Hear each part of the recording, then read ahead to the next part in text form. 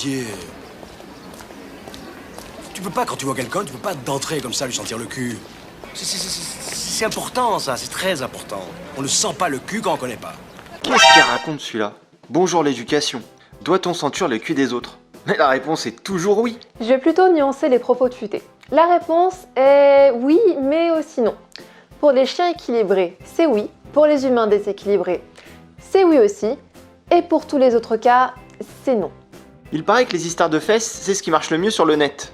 Donc en principe, vous devriez poser un pouce en bas de cette vidéo et en profiter pour vous abonner. Bref, je suis Tam, éducatrice canine pour l'agence Touche Chien, et aujourd'hui je vais vous expliquer pourquoi il est important de laisser son chien renifler les popotins. Mais avant tout, vous connaissez la musique, générique!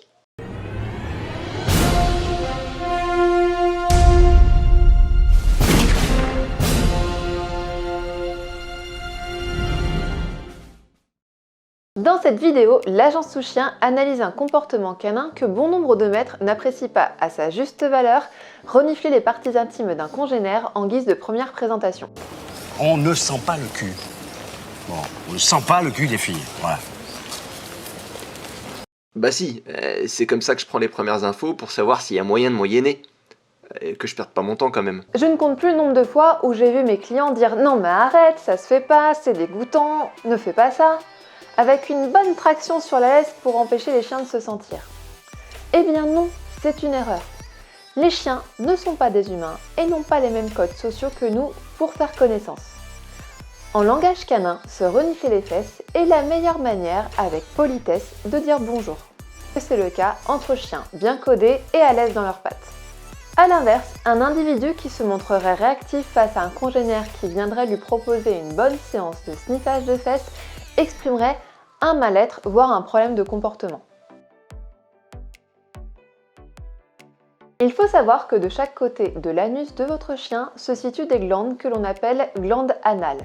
Ces glandes émettent des phéromones qui dégagent une odeur particulière, source d'information pour le chien qui va les renifler.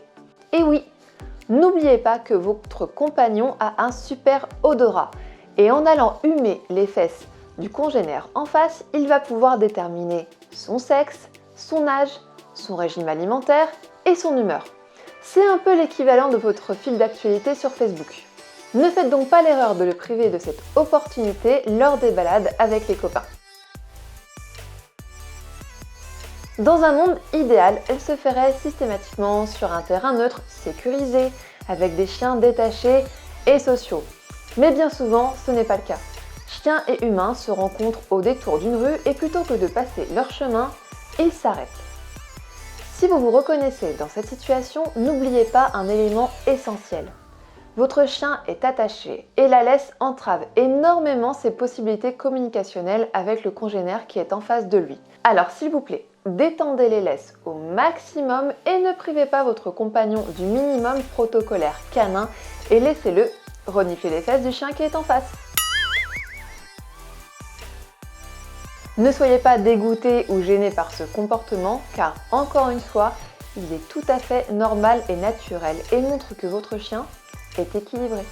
Sachez que c'est en le privant d'exprimer ses comportements naturels que vous risquez d'engendrer des troubles de comportement chez votre chien face à ses congénères.